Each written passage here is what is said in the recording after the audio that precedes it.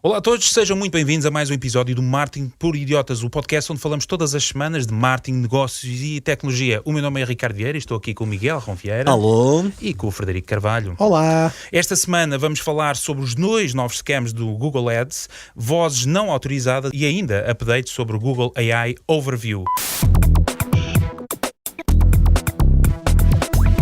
Marketing por Idiotas.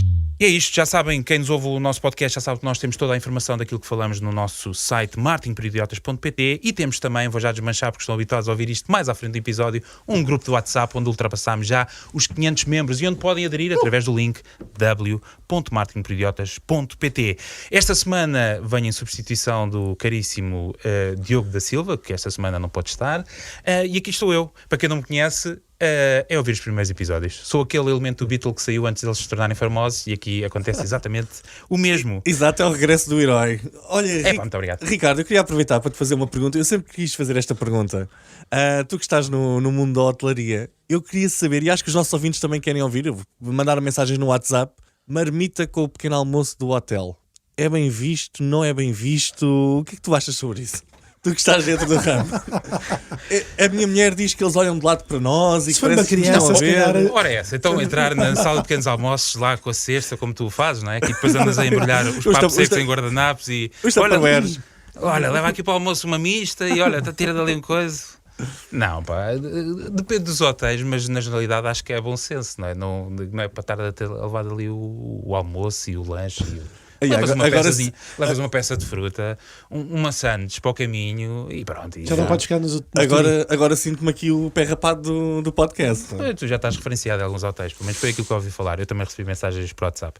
Bom, muito bem, vamos aos temas da semana. Para quem não nos conhece, já sabem que falamos todas as semanas de marketing, negócios e tecnologia e não só.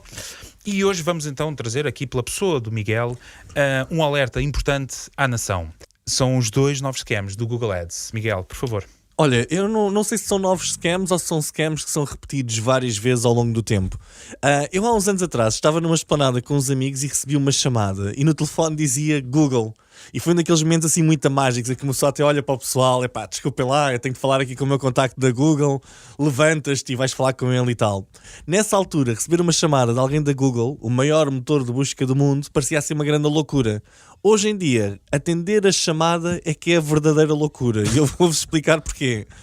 Esta semana eu trago um alerta para todos os que utilizam Google Ads para promover os seus negócios online. Se receberem uma chamada telefónica de alguém que diz ser um representante da Google especializado em estratégia e que quer falar sobre a vossa conta de anúncios, o meu conselho é desligarem imediatamente a chamada. Podem chamar nomes ou não, isso é com vocês. Vou falar-vos de duas situações online que já custaram milhares de euros a pessoas inocentes. A primeira é claramente um esquema. Vocês recebem uma chamada, a pessoa com quem estão a falar diz ser um representante de Google e depois pede-vos para acrescentarem o seu e-mail na lista de permissões na conta de anúncios. A partir daí, essa pessoa começa a criar grupos de anúncios escondidos dentro das vossas campanhas para promover os seus próprios sites e esquemas e quem paga são vocês. Isto é realmente um esquema e toda a gente lá em casa tenha muito cuidado com isto, porque um representante real da Google já tem acesso à vossa conta e nunca vos pede dados de acesso, ou para que coloquem os vossos dados ou o e-mail dele na conta, ok? O segundo não é um esquema, mas parece um esquema. Vocês recebem uma chamada e a pessoa com quem está a falar é mesmo um representante da Google e pede uma reunião.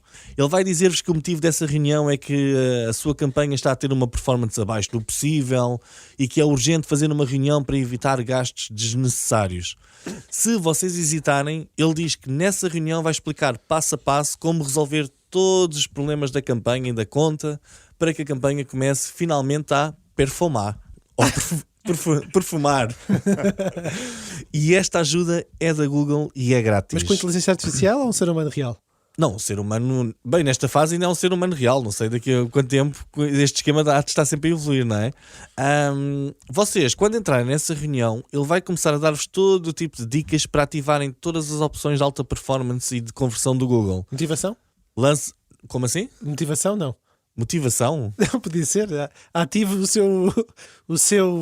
a sua energia mais própria para conquistar o mundo. Sim, olha, faz o alinhamento dos chakras e dos cristais e da conta, que é para aquilo ficar tudo ali alinhadinho. Mas geralmente tu, para ativares os chakras da conta, Tu basicamente o que eles te dizem é mete isto tudo em automático, sem limites no custo por clique, ativa aí o Google Display, parceiros em todas as campanhas, mete todas as palavras-chave em amplas, que são aquelas que apanha tudo e mais alguma coisa.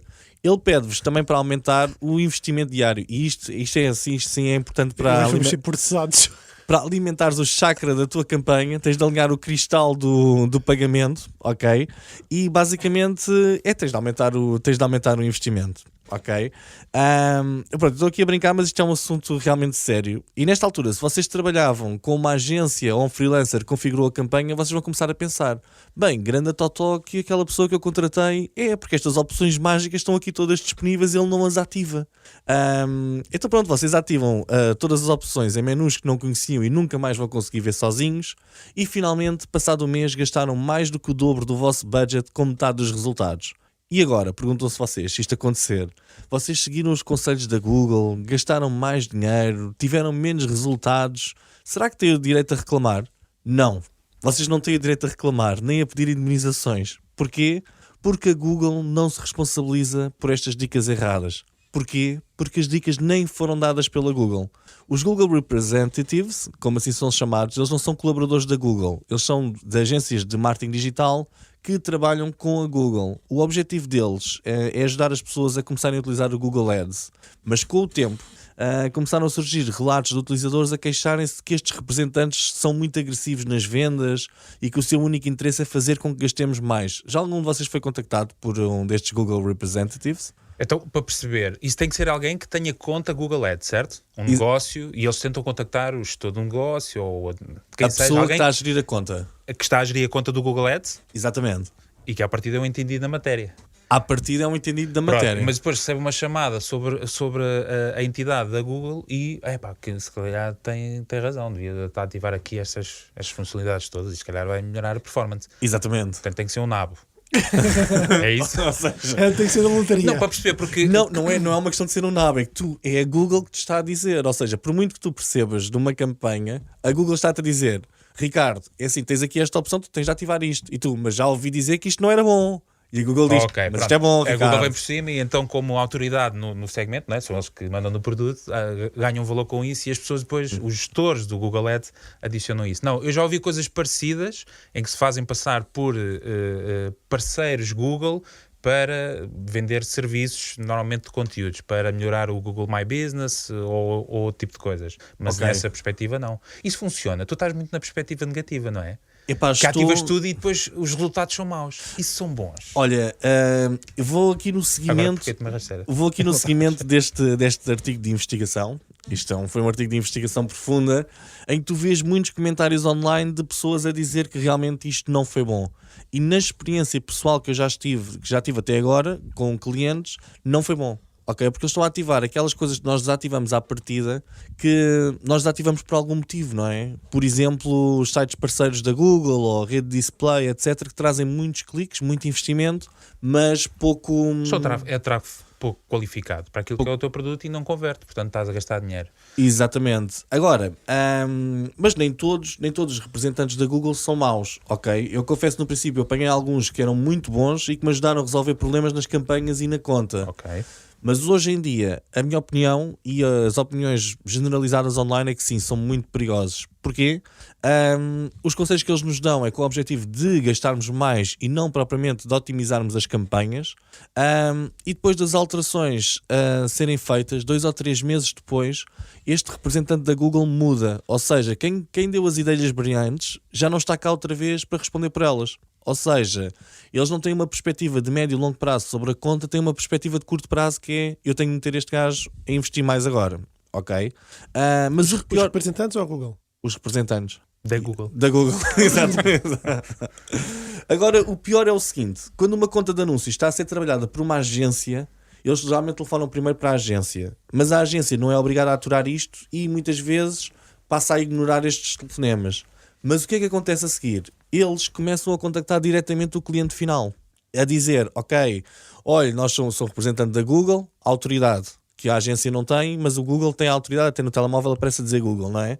E depois começam a dizer: olha, a sua campanha está a ser mal gerida, existem hipóteses de melhorar, e esta tática semeia completamente o medo, a desconfiança e as dúvidas sobre a qualidade do serviço de quem está a gerir a conta. ok? O número de reclamações tem aumentado e a própria Google vai-se desculpando no X, com algumas coisas que vocês podem ver em Marketing por Idiota, alguns exemplos em que eles dizem nós não controlamos a 100% os representatives e essas coisas todas. Mas agora as perguntas que eu tenho para vocês os dois: vocês já foram contactados por estes estrategistas? Eu já percebi que o Ricardo já foi por noutros sentidos. Acham que isto é um esquema e acham que a Google está a quebrar a relação de confiança com agências e profissionais de marketing ao contactar diretamente os seus clientes, os clientes de Google Ads, a dizer que a conta poderá estar a ser mal gerida? O que é que vocês acham disto? Muito bem, Fred, eu deixo para ti. Bom, eu nunca fui contactado pela Google, mas já fui contactado pela Meta. Em todo o caso, naquilo que é a questão pertinente aqui levantada pelo Miguel sobre os representantes da Google, para quem trabalha com marketing e especialmente com Google Ads, para promover os seus negócios, pode ter aqui um alerta vermelho. Bom, primeiro, acho que é realmente reforçar a importância de perceber a diferença entre um representante legítimo da Google e os inúmeros esquemas que circulam na internet. Um representante autêntico da Google nunca vai pedir o acesso direto a uma conta através do e-mail, vai solicitar ou que dê rapidamente permissões específicas. Há protocolos internos, o recorte na Meta tem que ativar o autenticador. Enfim, há ali um conjunto de particularidades relacionadas com a segurança das contas que também deixam quem está a aceder à informação um pouco mais tranquilo. Mas, enfim, há sempre formas de contornar. Em todo o caso, é importante aqui, e acho que o Ricardo levantou aqui um ponto, que é quando se trata de otimizar campanhas, é fundamental ter uma abordagem crítica bem informada, porque eu estou a receber um contacto e é interessante para, por exemplo, contrapor algumas estratégias que eu tenha feito, mas em todo o caso, é verdade que a Google Ads já oferece por si só formação gratuita, tem muitas ferramentas e opções que podem de facto melhorar o desempenho das contas, e essa análise crítica pode, na conversa, ter aqui uma resposta de tocar tu lá, de compreender se aquilo que eu estou a fazer vai ou não baixar o custo por clique, vai ou não aumentar o ROAS. Bom, seja como for, cada negócio tem as suas especificidades que devem ser considerados. E diz alguma coisa? Não, estou a ouvir com muita atenção. 3 sugestões. 1. Façam auditorias frequentes sobre as vossas campanhas para identificar áreas de melhoria e assegurar que todas as configurações estão alinhadas com os vossos objetivos de negócio, e aproveitem no contato com o representante, seja lá de que plataforma for, perguntar se ele tem experiência no setor onde vocês atuam, porque, lá está, existem essas particularidades. Segunda sugestão: se trabalham com uma agência ou um freelancer, estabeleçam uma comunicação muito clara e transparente com o vosso fornecedor de serviço. Primeiro, se forem contactados e vocês não são a quem faz a operação, passem a quem de direito. Mas a ideia principal é, sejam vocês que façam ou delegam ou não informação, certifiquem-se que compreendem os objetivos que estão a ser alinhados com as melhores práticas do vosso setor. Terceiro, e para fechar, se forem contactados por um suposto representante da Google, lá está, acho que a premissa que o Miguel levantou da Google é válida para outras plataformas, mas peçam sempre a confirmação do e-mail oficial que esse colaborador tem com o Google Ads, para validar a informação, ou seja, no fundo, para tentar perceber se existe ali qualquer ação que cheire a esquema. Mas olha, não te faz confusão esta ligação direta da Google com o cliente final quando existe uma agência metida no meio? Nenhum? Não, porque na verdade o meu objetivo enquanto gestor de negócio é falar com um especialista que saiba mais do que eu ou que leve os meus resultados. Se é uma agência que representa a Google ou se é a Google diretamente, é-me irrelevante, desde que, porque nos primeiros segundos, quem tem experiência no tema, não é isso que eu estou a dizer. Se a pessoa, o seu introdutor tem ou não. Não é isso que eu estou a dizer, tu és contratado por alguém. Eu tenho triste em termos de SEO para ele conseguir perceber isto, senão ele não consegue. Tu foste contratado para prestar um serviço numa avança de SEO a um cliente teu. E todos os meses fazes ali, diz os artigos e aquelas coisas todas de SEO que tu costumas fazer, não no papel de consultor, mas no papel de operacional que está a executar isto. E o teu cliente recebe uma chamada da Google a dizer: o seu SEO está mal feito. Tu achas bem que a Google contacte diretamente o teu cliente a dizer: olha, o SEO, há aqui um grande problema com o SEO, isto aqui poderá estar a ser tudo mal feito? Como é que tu te sentes? A questão que é qual é que é a ponto de contacto que a Google tem? Não é comigo. Se a Google nem sabe que eu sou fornecedor de serviço, ou não sabe as agências que trabalham com um determinado cliente. Neste caso, a Google contacta o dono da conta. Que é o normal, que está lá os dados dele. Não, que está a gerir o gestor da conta, que é a agência. Em primeiro lugar, se a agência não atende, vai contactar o da faturação, acho que é o cliente. Não sei, estás aqui a levar a fasquia a um ponto que eu acho que já não é real, na medida em que a informação... Não, mas é o que acontece. Atenção, é o que acontece. É o que acontece? É o que acontece, está descrito online e já aconteceu comigo também. A Google passa por cima da agência e fala diretamente com o cliente. Passa por cima da agência e fala diretamente com o cliente. Que seja. Eles veem as contas mal geridas e depois ligam. Acho estranho a Google dar-se ao trabalho de pesquisar quem é que é. Não, porque não é a os Google. clientes que a agência representa. Não é a Google, Não, são os representantes da Google que estão a agir em nome da Google, mas têm o poder da autoridade Google, mas não são Google. Então, é como se fosse uma agência a captar um cliente meu. Exatamente, mas numa concorrência desleal, porque ele diz, eu sou a Google. Mas tu tens que precisar qual é a relação dos representativos com a Google. Qual é a relação?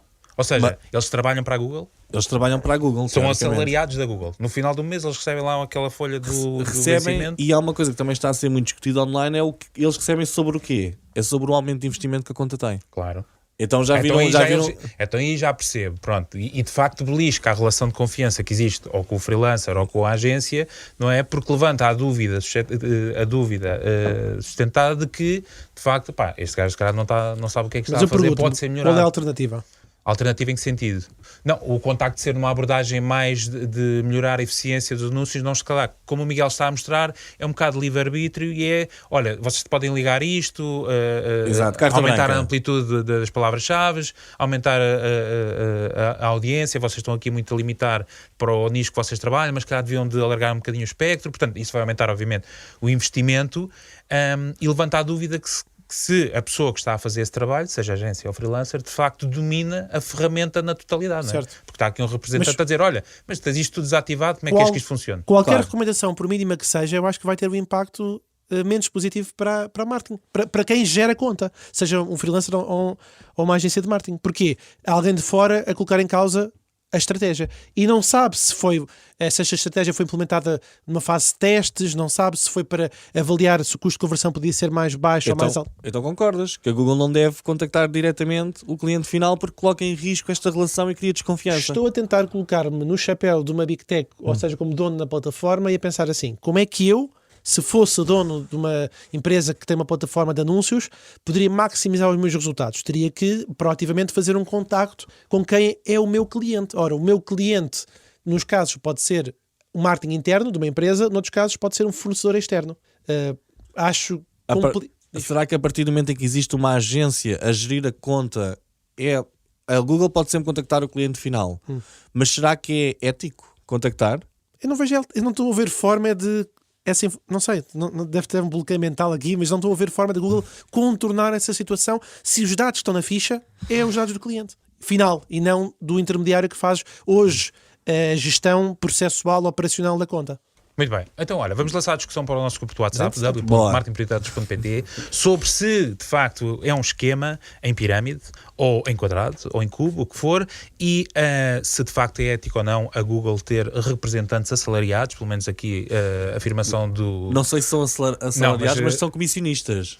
Amigo, eu perguntei claramente se recebiam folha de vencimento, disseste que sim, a partir daí está encerrado o assunto. Portanto, fica para o nosso grupo do WhatsApp em www.marketingprioritários.pt para deixarem a vossa inquietação sobre se é ou não ético e se é ou não um esquema. Muito bem, vamos passar ao próximo tema, que é do Diogo. E se é do Diogo, vamos ouvir um áudio que nos vem do além, neste caso específico, de Sagres. Obrigado, Ricardo. Então, a semana passada aconteceu o evento da Google para programadores, o conhecido Google I.O., então não poderia deixar de falar do lançamento que aconteceu no Google AI Overview, ou seja, respostas de inteligência artificial no motor de pesquisa da Google, e queria falar convosco sobre o futuro na Google com estas respostas e se pode levar várias pessoas a abandonarem a plataforma, ou seja, o motor de pesquisa mais utilizado no mundo. Para contexto, o Google I.O. é a conferência dedicada a programadores e entusiastas onde a Google tem a tendência de lançar novas melhorias aos seus produtos e apresentar novidades. Foram, na verdade, lançadas novas atualizações, novos produtos da Google sobre inteligência artificial, mas vou-me focar no lançamento oficial do Google AI Overview, onde o motor de pesquisa utilizará a inteligência artificial para responder às pesquisas para lá dos links que apresenta neste momento nos resultados de pesquisa e, a partir desta semana, é verdade, está ativo em todo o mercado americano. Então, de dizer, na verdade, que os utilizadores que quisessem já era possível visualizar nos Estados Unidos estas respostas por inteligência artificial, portanto fazia parte do sistema de laboratórios da Google, onde vocês poderiam ligar esta opção de Generative Search Experience, que vos dava então a opção de ver este Overview, que é o novo nome, não é? Este AI Overview, e que estava só disponível também nos Estados Unidos da América. Estava disponível noutros países, mas sobretudo nos Estados Unidos da América. Mas agora, este AI Overview veio então para todo o público norte-americano e tem aqui umas nuances muito importantes que eu gostava de falar convosco e de salientar. Como, por exemplo, o facto de este AI Overview estar nas pesquisas, mas parece que até o momento está só em pesquisas mais complexas, onde o sistema detecte que a resposta será melhor por inteligência artificial do que neste momento está nos resultados de pesquisa, ou seja, onde os resultados de pesquisa não são uma boa resposta, uma resposta tão boa para a pesquisa do utilizador, e segundo a SEMrush, isto representa só 0,4% de todas as pesquisas no Google, em mobile ou, aliás, em desktop, ou 0,57% de todas as pesquisas em mobile nos Estados Unidos. Portanto, ainda poucas pesquisas afetadas, eu acho que ainda vamos ver estas pesquisas mais afetadas e o impacto deste sistema mais à frente, mais no futuro. Outra nuance engraçada é que desde o aparecimento do Google AI Overview, nos fóruns da Google estão a aparecer cada vez mais questões de como desligar esta opção. E, meus amigos, a resposta é que não podem desligar a opção. De momento, não é uma possibilidade. Enfim, outro ponto, e é aqui onde eu queria mais me concentrar, é o facto de algumas respostas por inteligência artificial da Google serem, na verdade, erradas ou fora de contexto. E a resposta, como por exemplo para a pesquisa, como dissolver as pedras nos rins, o motor de pesquisa, e o exemplo está em marketingporidiotas.pt, a resposta para essa pesquisa era: beba 2 litros de urina todos os dias. Na verdade, para ser preciso, era de 24 em 24 horas. Deus meu. Portanto, não façam isso, não é a solução, mas era o que o motor de pesquisa estava a sugerir. Isto leva-me à questão, e é aqui que eu quero pensar com vocês e com os nossos ouvintes no grupo do WhatsApp, que se acham que se com estas respostas a Google não está a arriscar a sua reputação e a levar os utilizadores a abandonar a plataforma. Passo a explicar. A reputação da Google e o serviço é relacionado com a confiança que nós damos aos resultados possíveis num motor de pesquisa. E o utilizador escolhe, não é? Nós escolhemos, a pessoa escolhe o que quer, o que pensa que é a melhor opção dentro do contexto, dentro do site que está a ver, qual é o site, se o site tem autoridade, se é um site conhecido ou se é só um fórum onde o João está a dar a sua opinião. Contudo, nas respostas por inteligência artificial, parece haver uma transição desta responsabilidade, porque é a própria Google que está a gerar a resposta e essa resposta, neste momento, muitas vezes pode ser errada, como vimos anteriormente. E é isto, será que isto vai levar os utilizadores a abandonar a Google? Já há vários utilizadores no X e noutras plataformas a dizer que se não der para desligar vão abandonar, e já está aqui uma pequena tendência de que isto está a acontecer. Deixem-me acrescentar também um ponto que pode haver aqui outro problema para os anunciantes, porque neste momento os anúncios podem aparecer por baixo das respostas de inteligência artificial. Não sempre, às vezes vai por cima, outras vezes por baixo. A Google diz que neste momento continua a testar, mas há teorias que isto pode até afetar o custo por clique no futuro. O que é que vocês pensam? Bom, obrigado, Diogo, com este update sobre o Google I.O. e levantando a dúvida sobre o tipo de respostas que a inteligência artificial vai dar. A minha opinião é de que isto vai piorar antes de melhorar, mas bom, Fred, qual é o teu take sobre esta novidade? Uma grande questão que se coloca é se a Google, ao introduzir esta funcionalidade de inteligência artificial, está ou não a arriscar a reputação e a confiança que construiu ao longo dos anos. Porque esta transição da responsabilidade pela escolha dos resultados para a geração de respostas automáticas na SERP, neste caso na página de resultados, vai, eu acho, representar um risco. Aliás, para quem ainda não está familiarizado, só para reforçar que este tema do Google AI Overview é uma funcionalidade que, utilizando a inteligência artificial, fornece respostas diretamente e contextuais para certas pesquisas completas diretamente na página de resultados, e esses resultados tradicionais tecnicamente passam para baixo. Ou seja, embora atualmente apenas uma pequena percentagem das pesquisas neste momento em fase de testes nos Estados Unidos exiba a resposta, eu acredito que esta tendência é uma funcionalidade que se possa expandir, até porque ela aparece visualmente no vídeo do lançamento que a Google fez na semana passada. Bom, para pesquisas complexas, onde a informação é dispersa por vários links, a resposta direta da inteligência artificial, e esta é uma opinião que se calhar o painel pode não partilhar, eu acho que pode poupar tempo e vai proporcionar uma experiência de utilização mais eficiente. Recordo-vos que em muitos dos casos, mesmo na versão ChatGPT 4.0, quando nós pedimos uma resposta, as fontes também não vêm. Portanto, a Google quer apostar no mesmo formato, onde não há links, o que eu acredito que isto aumenta o grau de responsabilidade, porque no fundo a Google tem que garantir que as respostas que está a fornecer são precisas e confiáveis. E deixa-me aqui pegar uma breve citação que eu vi do CEO da Google, que aborda aqui preocupações sobre o impacto da inteligência artificial e até nós conseguimos perceber um pouco da mentalidade do Sundar Pichai.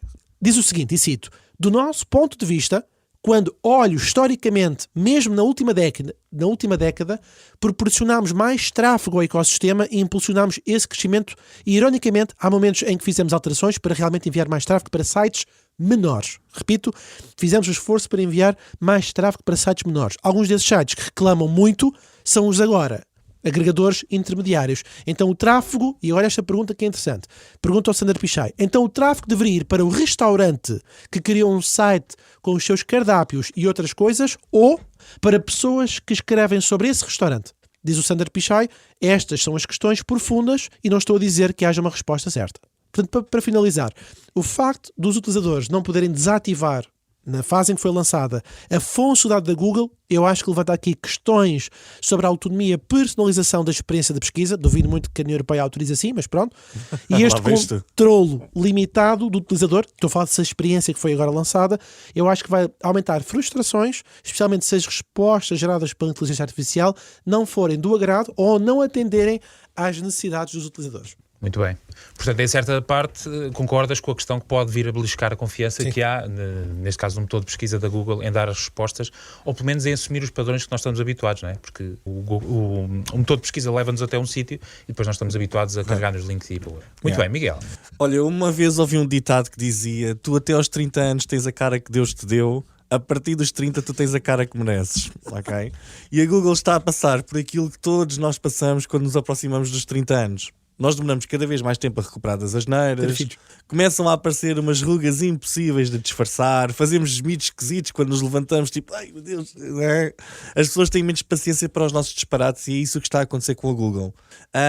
E como a maior parte das pessoas aos 30 anos começa a tentar usar truques para parecer mais nova, começa a reparar que os seguranças cada vez a chamam menos vezes para passar à frente na fila, o barman deixa de servir shots grátis, essas coisas todas. A OpenAI, neste caso, é como uma miúda nova, tecnologia nova, tudo novo e inovador, e pode simplesmente dizer: olhem, isto do ChatGPT, isto às vezes dá respostas erradas, e nós todos aceitamos isso muito bem. Mas a Google já é uma adulta na sala e já não pode fazer a mesma coisa da mesma forma. Ou seja, neste momento a Google dizer: olhem malta, isto às vezes dá respostas disparatadas, já não é aceitável. Ninguém aceita isso da Google, não é? Já começa a ouvir bocas do género: pá, tu não tens idade para isso. Como nós ouvimos quando bebemos uns copos a mais com esta idade, pá, o pessoal diz: pá, tu já não tens idade para isto, não é? E nós, pronto, olha. Já há muito tempo não falávamos do alcoolismo aqui neste podcast. Epá, eu tentei evitar que tu voltaste a este episódio. Exato, eu acho que tem alguma relação. Mas pronto, olha, existem milhões de utilizadores que adoram o Google exatamente como ele é. E que qualquer pequena alteração é sempre vista com maus olhos. Lembram-se das alterações anteriores, que era aqueles dos snippets e não sei o quê, toda a gente... Epá, há sempre aquele... Como tem muitos utilizadores, há sempre uma grande massa que vê tudo com maus olhos. E depois existem outros milhões de utilizadores que utilizam, mas odeiam a Google e que estão constantemente à procura do erro, como os amigos do Diogo, que adoram comentar todas as pequenas coisinhas e bugzinhos no X e aquela coisinha toda, não é? Para verem o gabarito, é que o Diogo falou aqui sobre o pessoal andar a reclamar. Solta-te, Miguel. Mas eu vim aqui ver. Eu vim aqui ver as reclamações e para vermos o gabarito, está aqui a Ashley Ratner que diz: eu odeio a Google AI e simplesmente não vou utilizar mais a internet se tiver de haver. Ok? Este é o tipo de reclamação que está a aparecer. Para este tipo de pessoas não se pode dizer simplesmente: olhem, cuidado que isto às vezes dá respostas malucas, porque a cada resposta errada vão correr para as redes sociais e dizerem: olhem, que é um exemplo que está aqui, a Google disse para eu beber xixi num exemplo qualquer dos rins, não é? Eu para mim, sinceramente, não me choca nada. Que mal tem uma resposta a vir com alguns bugs. Isto é novo, isto é evolução, isto é tentativa e erro. E eu acho que nós, perante uma nova tecnologia, uma nova oportunidade incrível que é inteligência artificial na pesquisa, nós temos de saber andar com isto, não é? De perceber que as coisas não vão estar feitas bem à primeira, não é? No início do Google também apareciam imensos resultados que não tinham nada a ver com as pesquisas, não é? E aquilo foi melhorando. Agora, o que eu acho que é super importante, isto é mesmo a grande resposta que a Google tem de conseguir perceber já e resolver este ano, que é, o que é que nós queremos fazer? Nós queremos fazer um chatbot, ou queremos ter aqui um motor de pesquisa, ou se é possível termos as duas coisas ao mesmo tempo. E porquê que eu digo isto? Eles tentaram separar com o Gemini. Sim, mas o Gemini ainda não é um produto para as massas, ainda é um produto, é uma espécie de um Bard, ou como é que se chamava outras versões que eles fizeram, não é? Temos que perceber o seguinte: a intenção com que a pessoa utiliza um chatbot, como o ChatGPT, é completamente diferente da intenção com que a pessoa utiliza um motor de busca como o Google. Um chatbot é diferente de um motor de busca. Porquê? Quem vai ao ChatGPT quer uma conversa, quer uma experiência personalizada, quer criatividade, quer o trabalho feito por si e as respostas rápidas. Quem vai ao Google poderá estar a fazer uma pesquisa, procura diferentes fontes, quer fazer comparações, quer mais profundidade, quer fatos, quer massa para depois poder trabalhar. E eu não sei até que ponto é possível nós termos, ou os utilizadores querem, ter estas duas experiências misturadas em grande escala. Nós já vimos algumas coisas, como por exemplo Perplexity AI, que já tentava fazer isto, mostrava umas fontes, etc. Só que muitas das pessoas que estão à procura de coisas no Google não têm tempo nem paciência para estar ali à espera 20 ou 30 segundos que a resposta seja gerada. Tanto que um fator crítico de sucesso da Google era, em 0.1 milissegundos tiveste 3 milhões de resultados, não é? Eu acho que a Google vai ter de responder a esta questão, que é: será que nós vamos ter um Google Search e um Google AI completamente separados e meter o Google AI no Google Search quando isso fizer sentido e conseguimos fazer bem feito? Então, mas já disseram que vão lançar. A única questão agora é quando é que ganha a escala mundial. Sim, mas eu acho que ainda é uma pergunta que eles ainda se deviam estar a fazer. Não era lançar já isto, porque eu acho que esse movimento de um motor de busca tem de ser como o ChatGPT é um movimento precipitado. Mas atenção que eles estão pressionados, deves ter visto também essa notícia, que o ChatGPT, a OpenAI vai lançar o seu motor de pesquisa. Estão a sentir essa pressão, não é? Vocês não querem perder o terreno, querem lançar antes, mesmo que tenha assim... Eles são líderes na pesquisa, e acho que têm de se comportar como líderes na pesquisa, que é tentar perceber para onde é que a pesquisa vai.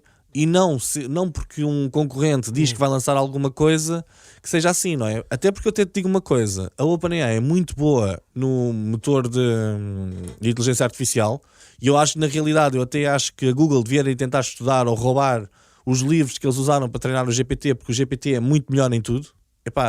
Lancem os Geminis, os Lamas, etc. Quem tem o melhor treino, na minha perspectiva, é o GPT, sem dúvida, não é? Mas a OpenAI é muito boa a fazer inteligência artificial. Será que é muito boa no ramo da pesquisa? Sim ou não? Não sabemos. Sabemos que a Google é muito boa no ramo da pesquisa e sabemos que é menos boa no ramo da inteligência artificial. Daqui a umas semanas vamos saber. Vamos saber, vamos ver o que é que acontece, mas acho que a Google, no papel que tem atualmente, não se pode precipitar em nada. Sempre que se precipitou a lançar alguma coisa para o mercado sem estar pronto, correu sempre mal, porque as pessoas já não têm paciência para aturar coisas menos boas da Google. Então achas que de alguma forma belisca aquilo que é a confiança das pessoas na Google ao lançarem este tipo de produtos? Eu sou daqueles que já não confio nada na Google. Eu acho que é interessante porque estamos numa fase de transição, e vocês têm falado aqui muito sobre inteligência artificial, e tu falas de pesquisa, não é? Pesquisa. E estamos nessa fase de transição, não é? De passar da pesquisa para a pergunta, não é? Porque estamos a ser treinados para utilizar os ChatGPTs, os Geminis, etc. Mas é interessante perceber o que é que vai acontecer à nossa geração e quem vem mais para trás, a quem está muito habituado a este padrão, não é? De consumo de informação. Quando eu quero ir pesquisar, tirar uma dúvida sobre algum tema, técnico ou não técnico, eu vou pesquisar, aquilo dá-me uns links e eu prossigo na procura da informação. Mas o que a Google quer aqui fazer é tentar se antecipar e dizer: olha, eu vou aqui processar a informação por ti, vou-te já dar aqui o contexto e o conteúdo que aqui está dentro resumido. Pronto. É um bocadinho como funciona a nossa sociedade, não é? Isto agora parece que estamos a caminhar para um sítio onde dizem: a resposta é esta, tu não penses nem formes a tua opinião. Não junto os factos todos nós juntamos e damos-te a opinião que tu tens de ter. Exatamente. Por isso é que eu tenho uma teoria muito grande, e digo isto muitas vezes quando vou falar em público, muitas vezes em assembleias, por exemplo, municipais, que não me pedem, mas eu vou lá e insisto em falar, e eles dizem: mas não tem nada reunião, e eu falo. que é a questão que nós vamos chegar aqui ao ponto, não é? Em que nós tínhamos gerações de uma pessoa que tinha uma fábrica de cadeiras de madeira, não é? E o senhor sabia como é que se fazia a cadeira de madeira e tal, e entrava madeira de um lado da fábrica, do outro lado saíam as cadeiras prontas, não é? Porque ele sabia, comprava pregos e tal, fazia. O filho já só viu o pai já com o produto final, já sabia que, olha, junta-se aquilo e tal, mas vamos chegar a uma fase, e isto com a inteligência artificial, porque a inteligência artificial é uma black box, não é? A gente não sabe o que é que acontece lá dentro, como é que ele chegou àquela resposta. Sabemos mais ou menos por aproximação que ele está ali a fazer umas contas matemáticas para dar aquilo. Mas nós vamos chegar a uma geração, e estou a falar das gerações mais jovens, em que não vão saber, não vão ter este sentido crítico de saber que não se deve, que foi o exemplo que o Diogo aqui deu, que não se deve beber urina. Exatamente, para resolver problemas dos rins era beber 2 litros de urina. Havemos chegar a essa fase em que nós não vamos conseguir questionar. Então, tiveste o ano passado o TikTok aquela tendência que era tapar a boca e o nariz para respirar só pelo nariz. Não, pessoas, já sei, era tapar a boca com fita cola e dormias só com respiração pelo nariz. Ou seja, já há um conjunto de patetices que acontecem. Pronto, mas o TikTok lá está, apela à geração Z, claro. B3. Sim, mas a nossa geração ainda está habituada a questionar os factos. Ou partir ovos na cabeça das pessoas, que também foi um viral no TikTok, ou mandar queijos na cabeça para a cabeça dos bebés. Que colava, não é? Colava, exatamente. Sim, mas isso são coisas virais. Eu estou a dizer é que quando entramos em termos mais sérios, bom não é? senso, quer dizer, ele hoje já é difícil certo, é verdade. A questão é quando tu chegas aqui, e sobretudo em trabalho, em contexto profissional, em que a pessoa que está a receber respostas dos ChatGPTs não interpreta, portanto, assume aquilo como uma verdade. Como sendo certo. Daqui a 30 anos, um miúdo que esteja a nascer hoje, daqui a 30 anos não conheceu outra coisa. Não, e o que eu acho é que daqui a 40, 50 anos, já ninguém vai saber como é que se montou os modelos de linguagem grandes, não é? Portanto, já o técnico lá está, já só sabe mexer em 2 ou 3 parâmetros, mas se tiver que montar aquilo outra vez já não sabe, porque lá está. E isto também é um bocadinho o tema de um filme que eu acho que já mencionei aqui para aí 150 mil vezes, que é o 2001 Odisseia no Espaço, em que precisamente a máquina ganha controle sobre o homem, porque de repente perde-se o poder sobre o controle da máquina e as respostas que ela dá. Bom, mas é um tema interessante, não esta questão da urina em particular, portanto não bebam, não damos aqui conselhos médicos, mas sim da questão de como é que a Google tem que fazer para integrar, obviamente, as capacidades de inteligência artificial num produto que está mais do que consolidado, que é um motor de pesquisa, e de que forma é que isso pode ou não ferir a percepção de que as pessoas têm sobre o motor de pesquisa. O Diogo deixou ainda aqui uma nota, que foi a questão do problema dos anunciantes, que não falámos aqui, mas que é o facto de ele estar a colocar esta informação acima de toda a informação dos anúncios. Ele, por acaso, não falámos muito sobre isto, mas a Google realmente tem de perceber para onde é que quer ir, porque isto coloca em causa completamente o modelo de negócio de mostrar anúncios no meio das pesquisas. Porque... Mas é que ele responde, ele diz assim, nós não nos importamos ganhar menos dinheiro oferecendo uma melhor solução ao utilizador. Não, olha, por acaso eu acho que há mais passa para baixo. Olha, há uma... A AI é pago, não é? Agora é gratuito, a gente vai lá ao Gemini, mas a Google já preparou, a Google e os outros players já têm o ChatGPT Plus, essa com subscrição. Eu acho que não vai faltar muito, 1 ano, 2 anos, para que todos nós tenhamos que ter uma subscrição de um chatbot para nós. Agora, nos próximos 2 anos, serão lançados os assistentes virtuais e com inteligência artificial. Como já tinha sido dito aqui há uns bons episódios atrás, quando os podcasts ainda eram a preto e branco, nós já dizíamos que isto da internet à borla vai acabar.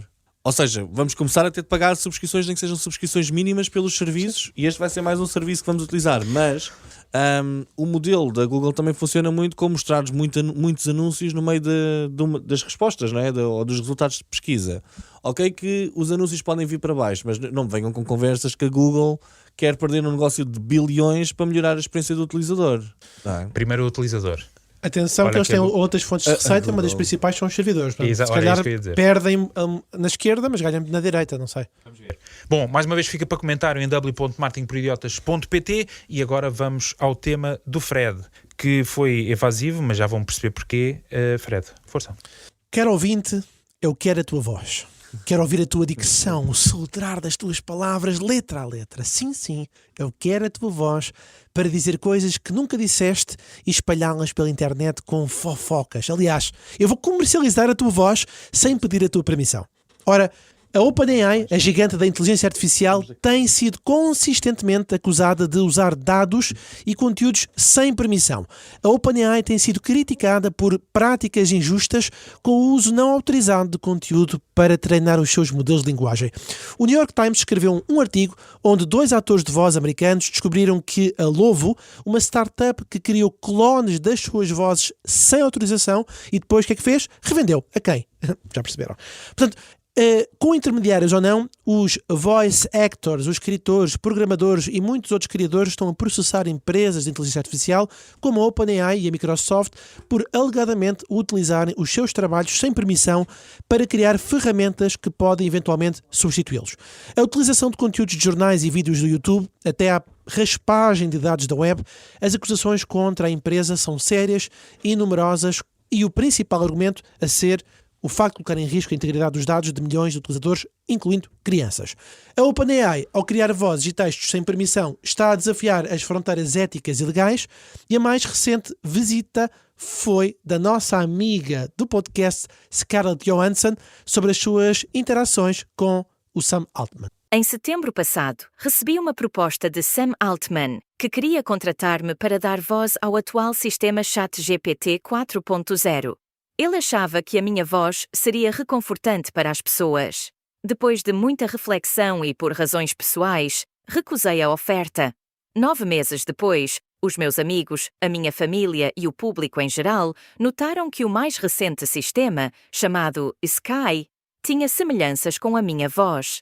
Quando ouvi a demo lançada, fiquei chocada, furiosa e incrédula com o facto de o Sr. Altman ter procurado uma voz que soava tão estranhamente semelhante à minha e que os meus amigos mais próximos e os meios de comunicação social não conseguiam distinguir. O Sr. Altman chegou mesmo a insinuar que a semelhança era intencional, tweetando uma única palavra, hair.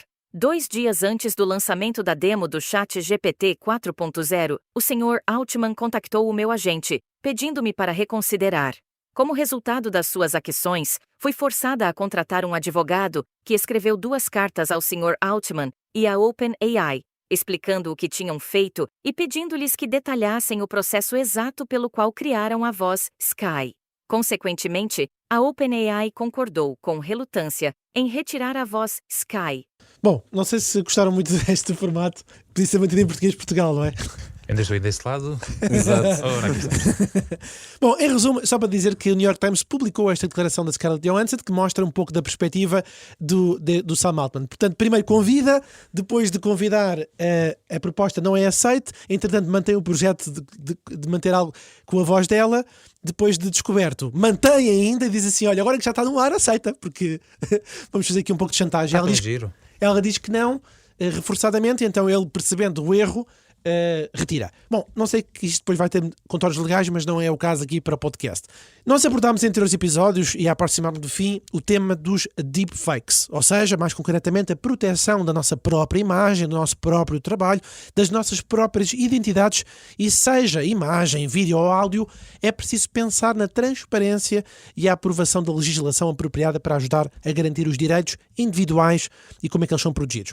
E eu tenho uma pergunta para o painel, desta vez não na perspectiva do legislador, não na perspectiva da OpenAI, mas na perspectiva de qual é que seria a responsabilidade das plataformas digitais, que é como quem diz, os sites de notícias, as empresas que têm conteúdo online, será que elas têm algum poder, até no caso do YouTube, que também foi um das que está a processar e está a reclamar a OpenAI, será que é possível eles protegerem os seus conteúdos contra o uso não autorizado de modelos de inteligência artificial e que essas ações pudessem reforçar alguma proteção? Será que existe algum escudo? Por parte das empresas visadas. Bom, não temos cá o legislador mor, o Diogo da Silva, com as dinâmicas da Comissão Europeia, mas Miguel. Olha, então o que é que me parece? Me parece-me sinceramente que a percepção que nós temos sobre as Big Techs no mundo está a mudar completamente. Eu lembro que há 25, 30 anos atrás nós acreditávamos que as Big Techs tipo a Google realmente eram boas e iam salvar o mundo, porque os maus eram as empresas de petróleo, as empresas de energia, aqueles grandes empresas do passado, não é? E as Big Techs, eu não sei, vocês sentiam isto? Tipo, parecia que eram isentos de coisas más e que era uma coisa realmente boa para mudar o mundo para melhor, não? Bom, em boa verdade, acho que sempre houve uma aura de negatividade sobre a Google e a Microsoft. Tanto que há aquela coisa Google don't do evil. Sim, mas eu percebo a Microsoft no princípio era vista como boa e depois ficou o demo, não é? Mas a Google, quando apareceu, a Google era vista como uma coisa boa. Não precisa ir longe, podes usar o exemplo da OpenAI. Quando começou o ChatGPT, loucura, ai, é brutal. Sim, o outro com a cara de anjinho, que de anjinho não tem nada. E é o que se começa a perceber agora. Que ele tem aqueles olhinhos onde nós nos perdemos como num oceano infinito. É lá. Epá, exato, estou a ir longe demais. Não, exatamente, mas olhem, eu acho que ele tem cara de anjinho, mas ele de anjinho não tem nada. Ele, quando convidou a Scarlett Johansson para isto já estava feito. Eles convidaram-na por uma questão de stunt de mídia, dizer que tem a Scarlett Johansson, que ainda por cima as pessoas associam àquele filme e essas coisas todas. Quando ela diz que não, ele mostra exatamente o que é o mundo da inteligência artificial, que é, ok, está bem, não te damos o crédito, pronto, mas já utilizámos a tua voz, porque nós estamos habituados a roubar tudo aquilo que são dados para treinar a inteligência artificial. Ias dizer alguma coisa, Ricardo? Não, estava-te a ouvir para perceber. Mas eu queria comentar uma coisa interessante, que tu estavas a dizer que acho que não vai referir o que vais dizer a seguir, porque a estratégia da Eleven Labs, e até vem colar com uma coisa que tu disseste no anterior tema, a estratégia da Eleven Labs que está na internet é que eles vão buscar pessoas com vozes muito, muito semelhantes e depois gravam e colocam a comercializar.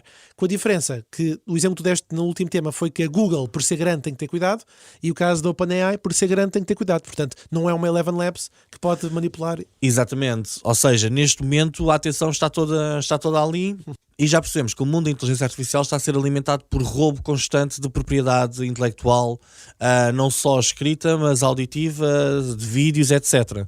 Agora a Google vem dizer à OpenAI, e tal, vocês treinaram o Sora com os vídeos do YouTube. Pá, está bem. Mas da mesma forma que o FreePic diz, olha, vocês treinaram o DALL-E com o nosso banco de dados. O Shutterstock, sim. Com o Shutterstock, com o FreePic, com essas coisas todas. Ou seja, estas empresas de inteligência artificial, na minha perspectiva, não têm qualquer tipo de respeito ou escrúpulo sobre a propriedade intelectual. E, por exemplo, se eu quero replicar a voz do Ricardo, é o que estavas a dizer, podemos utilizar uma pessoa que tem um timbre parecido com o do Ricardo e...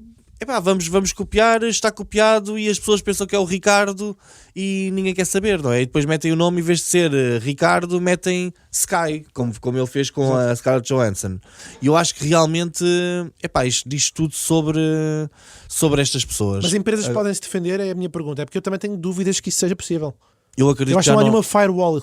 Eu acho que não existe firewall. A partir do momento em que o conteúdo é publicado, não quer dizer que seja público, mas a partir do momento em que o conteúdo é publicado, passou para fazer parte disto. É a mesma coisa que tu leres um livro e dizerem-te agora desaprende esse livro. Não, apaga esse livro da tua memória. Nunca vais apagar. Tu vais ter sempre... Passou a fazer parte da tua inteligência, mas algo que não é? as empresas podem minimizar? Eu acho que o que vai começar a ser feito é que nós vamos começar a ter uma internet cada vez menos pública e cada vez mais privada, acho protegida por trás de, não é firewalls, mas paywalls, sim. Vais pagar e os motores vão poder começar a não ser utilizados. Agora, eu não acredito que, vendo como estas empresas operam, que seja um simples fecheiro, acho que é o robots.txt, não é? Que diz, vocês não indexem este site, ou não passem scrape neste site. Eu acho que não, eles não querem saber minimamente disso e vão tentar meter as mãos em tudo aquilo que vem. Tanto que nós no episódio passado falámos sobre aquelas alterações do ChatGPT 4o, em que basicamente isto vai começar a estar conectado ao nosso desktop e a inteligência artificial vai estar a analisar tudo aquilo que nós vemos. Certo. Eu agora vejo, por exemplo, um texto qualquer que o Ricardo tenha escrito e eu vejo no meu computador, se aquilo vê o teu texto, apesar de tu nem me teres dado a mim permissões de publicar, só o facto de eu o ter visto, a inteligência artificial vai saber dele. Isto vai ser um polvo que se vai entranhar em todo lado. Por isso, acho que uma resposta para isto será tentar pensar, ok, estes tipos vão roubar tudo, temos de arranjar formas de ganhar dinheiro antes que eles nos roubem, não é? Digo eu. O que é que tu achas, Ricardo? Bom, eu acho que é difícil as entidades conseguirem se proteger, terá que ser uma entidade governamental ou entidades públicas a fazer esse trabalho, porque realmente torna-se já muito difícil hoje em dia fazer essa proteção, porque senão, é como o Miguel estava a dizer e bem, tens que manter os teus dados privados, organizacionais e profissionais, para garantir que não há essa hipótese. Se bem que, no que diz respeito às artes, por exemplo, em particular, estamos a falar das vozes e até da imagem, tenho para mim que o original acabou. E digo isto muitas vezes e as pessoas depois até ficam chateadas nos jantares e vão-se embora. Então vamos ver se temos as reclamações do grupo. Se chegaram até aqui no episódio, quero já agradecer, porque vão receber o cheque-vale de mais de 1500 patacas.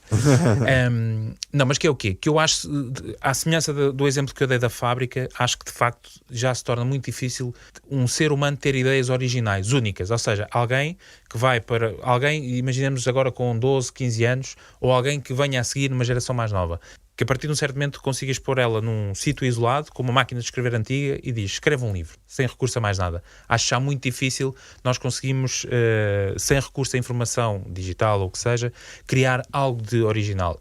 E o que a inteligência artificial veio trazer foi precisamente isso, a capacidade de criar uma versão 1.001, que é a voz da Scarlett Johansson, parecida, que eu gravo e pronto, está por aproximação, eu sei que é dela, ou uma imagem que é o Chuck Norris, mas não é o Chuck Norris, é imitado, só que depois a inteligência artificial dá aquele toque. Portanto, isto para dizer o quê? Que eu acho que a originalidade ou o único vai ser muito difícil de salvaguardar, os atores e tudo o que é artes vai ser muito difícil de salvaguardar, e só se houver alguma regulação muito apertada é que isso vai acontecer. O que eu acho de facto é que vai se tornar tudo muito mais privado. Nem de propósito vim para aqui a ver uma apresentação do Satya Nadella da Microsoft, em que já há um modelo para o Windows 11 em que ele vai basicamente capturar tudo o que vocês fazem no computador e com inteligência artificial vai-vos ajudar a ter acesso à informação. Portanto, se um dia quiserem pesquisar sobre malas castanhas, pesquisam no vosso computador sobre malas castanhas e ele vai-vos dizer tudo o que vocês já fizeram no computador sobre malas castanhas. Pode ser uma imagem que viram, uma pesquisa que fizeram, um ficheiro que já tiveram, portanto aquilo vai ser altamente... Ou seja, tudo está a alimentar a máquina. Mas teoricamente é privado, ou seja, o modelo está naquela máquina e é o único para aquele dispositivo. E eu acredito que vai ser muito mais nesse sentido. Olha, ou seja, naquele filme do Him, o sistema operativo o sistema operativo apaixona-se depois lá para outro sistema operativo externo e deixa o tipo na mão. E não, quando o que acontece é quando que... ele chega ao computador já não tem lá nada. Ou seja, quem é que nos diz que depois o teu sistema operativo não se apaixona também? Pronto. E envia toda a informação para o OpenAI? Acho que estamos numa fase interessante de exploração, portanto de passar de muitas linhas vermelhas, que é utilizar muito conteúdo que não está autorizado, muito à revelia. Estamos nessa fase do Wild West, não é? Do Eldorado. Isto é... Completamente. Vamos embora, cavalgar, apanhar o ouro todo. Isto é o .com, não é? Exato. Estamos nos anos 2000 outra vez. Vai ser regulado, acho que vamos ter cada vez mais informação privada, vamos ter atrás de paywalls coisas que são realmente únicas, mas já é uma época que acho que vai ser muito difícil de salvaguardar, portanto, mesmo a Comissão Europeia, com aquelas dinâmicas todas que tem criado em termos de regulação, que não é limitação, mas é limitação, acho que vai ser muito difícil de controlar. Portanto, eu acho que estamos a viver uma era interessante, mas desafiante, sobretudo no que diz respeito a direitos digitais neste aspecto. Muito bem, estimados, então chegamos ao fim, não é? Chegamos ao fim do nosso episódio. Já referenciei o nosso website, marketingporidiotas.pt, nós deixamos lá links, por enquanto vamos alimentando a AI, vamos deixando os links e a papa toda feita, e também, não menos importante, mencionar o nosso grupo de WhatsApp em w.marketingporidiotas.pt. É lá que podem contestar tudo aquilo que foi aqui falado, todas as falsidades que aqui foram pronunciadas, desde o assalariamento dos colaboradores da Google até à questão da utilização de informação privada. Está lá no nosso grupo de WhatsApp e nós, já sabem, voltamos a ver no próximo episódio, na próxima semana, e até lá, tchau. Tchau. Tchau. Marketing por idiotas.